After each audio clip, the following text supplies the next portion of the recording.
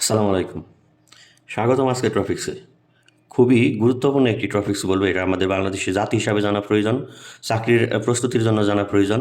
ঠিক আছে? এটা হয়তোবা আমরা অনেকেই জানি না, যার কারণে এটা মানে পরবর্তীতে আফসোস হবে জানার কারণে। এই জন্যই আমি এটা জানিয়ে দিচ্ছি।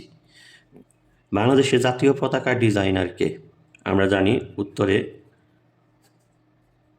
কামরুল হাসান।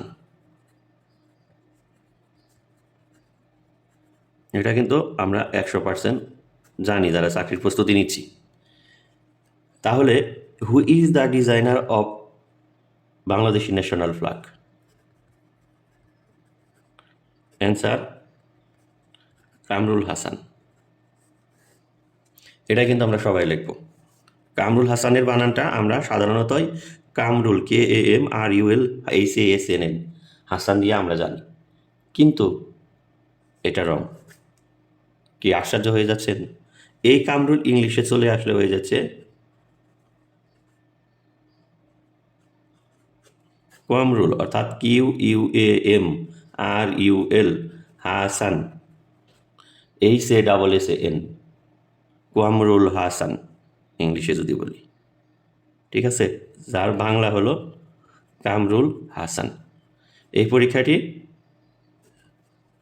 কোশ্চেনটি কিন্তু এই নেস্কুতে এসেছিল। ঠিক আছে? 22/3/2024 তারিখে যে পরীক্ষা হলো নন ডিপার্টমেন্টের, ইংলিশে ছিল who is the designer of Bangladeshi national flag. সেইখানে এইভাবে ছিল কামরুল হাসান, কামাল হাসান, কোয়ামরুল হাসান ইত্যাদি টপিক্স 5টি দেওয়া ছিল।